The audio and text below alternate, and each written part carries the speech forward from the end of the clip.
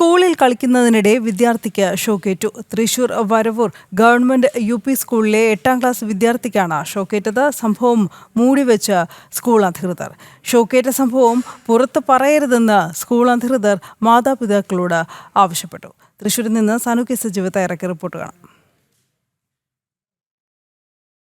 Varavoor higher secondary സ്കൂളിൽ കഴിഞ്ഞ ദിവസം 8ാം ക്ലാസ്സിൽ പഠിക്കുന്ന വിദ്യാർത്ഥിക്ക് ഷോക്കേറ്റു. ഈ സംഭവം ഉണ്ടായതിനു ശേഷം ഇത് പുറത്തറിയിക്കാൻ സ്കൂൾ അധികൃതർ ആരും തയ്യാറായിട്ടില്ല.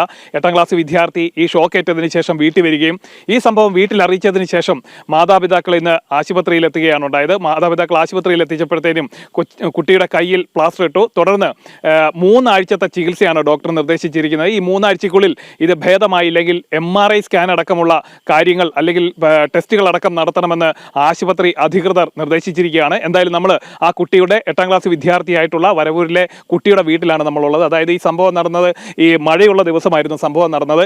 ഈ മഴയുള്ള സമയത്ത് ഈ ചോർച്ചയുണ്ടായി. ആ ചോർച്ചയിൽ കൈ തട്ടിയതാണ്. അതായത് ഈ ഭിത്തിയുടെ സമീപത്തെ കൈ തട്ടിയപ്പോൾ വൈദ്യുതാഘാതം ഏറ്റു എന്നാണ് ഇവർ അറിയിച്ചിട്ടുള്ളത്. എന്തായാലും നമ്മൾ ഈ കുട്ടിയോട് തന്നെ നമുക്ക് കൂടുതൽ വിവരങ്ങളൊക്കെ ചോദിക്കാം. എന്താണെന്ന് സംഭവിച്ചത്, എങ്ങനെയാണ് നമുക്ക് ഇങ്ങനൊരു കറണ്ട് അടിക്കുന്ന ഒരു സാഹചര്യം ഉണ്ടായത്? കട്ടിൽപ്പാടി നിന്ന് കൈ പൊക്കിയതാ. അപ്പം അവിടെ പൊട്ടിയിട്ടുണ്ടെന്ന്. പൊട്ടിയില്ലാണ് ഷോക്ക് അടിച്ച്. ഏത് സമയത്താണ് ഇത്? മഴയുള്ള സമയത്താണോ ഇങ്ങനെ ഉണ്ടായത്? ആ. അപ്പോൾ ഇത് വീട്ടിൽ വന്നതിന് ശേഷമാണോ ഇത് വീട്ടിലേക്ക് അറിയിക്കുന്ന ഒരു സാഹചര്യം ഉണ്ടായത്? ആ. ഇപ്പൊ ഇന്നാണോ ആശുപത്രി പോയത്? എന്നാണ് നമ്മൾ ആശുപത്രി പോകുന്നത്? വെള്ളിയാഴ്ച പോയി. വ്യാഴാഴ്ച സംഭവം ഉണ്ടാവുന്നു, വെള്ളിയാഴ്ച ആശുപത്രി പോകുന്നു.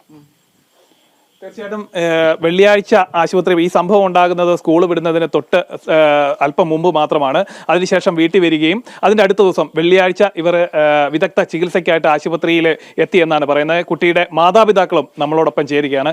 എന്താണ് ഈ സംഭവിച്ച ഈ ഒരു വൈദ്യുതാഘാതം ഏൽക്കുന്ന ഒരു സാഹചര്യം എങ്ങനെയാണ് ഉണ്ടായത്?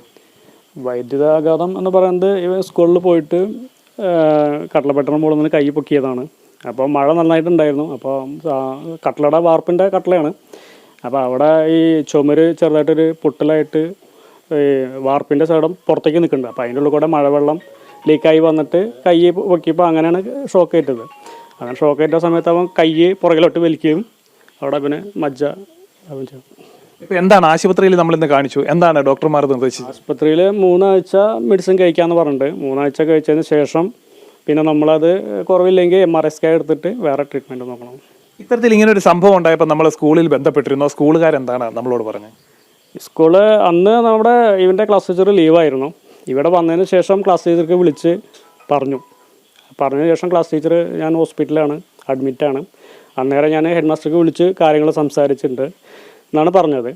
പക്ഷേ അന്നേരം 2 ദിവസമായിട്ടും ഹെഡ് മാസ്റ്റർ വിളിച്ചിട്ട് ഇവൻ്റെ ഒരു സ്കൂളിൽ നിന്ന് പറ്റിയിട്ടുള്ള ഒരു കുട്ടിയുടെ കാര്യം അറിയാൻ വേണ്ടിയിട്ട് വിളിച്ചിട്ടൊന്നും ഉണ്ടായിരുന്നില്ല.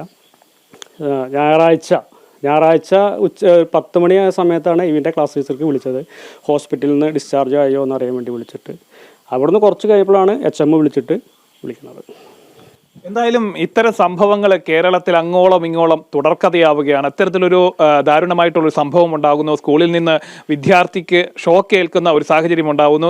ഇങ്ങനെ ഇത്തരത്തിൽ കാര്യങ്ങളൊക്കെ സംഭവിക്കുമ്പോഴും അതിന് വേണ്ട അല്ലെങ്കിൽ കൃത്യമായിട്ട് കുടുംബത്തെ അറിയിക്കുകയോ അല്ലെ കുട്ടിയുടെ കാര്യങ്ങൾ തിരക്കുകയോ പോലും ഈ ആശുപത്രിയിലെത്തുന്ന ഒരു സാഹചര്യം ഉണ്ടായിട്ട് പോലും ഈ സ്കൂളിൻ്റെ ഭാഗത്ത് നിന്ന് അങ്ങനെ ഒരു നടപടിയല്ല, അത്തരത്തിലൊരു നടപടി ഉണ്ടായിട്ടില്ലെന്നാണ് കുട്ടിയുടെ കുടുംബം തന്നെ പറയുന്നത്. എന്തായാലും ഇതുമായി ബന്ധപ്പെട്ടുകൊണ്ടുള്ള ചില പ്രതിഷേധങ്ങളൊക്കെ പല ഭാഗത്തു നിന്ന് ഉയർന്നിട്ടുണ്ട്. BJP അടക്കം ഇന്ന് സ്കൂളിലെത്തുകയും സ്കൂൾ അധികൃതരോട് കാര്യങ്ങളൊക്കെ ആരായുകയും ചെയ്തിട്ടുണ്ട്.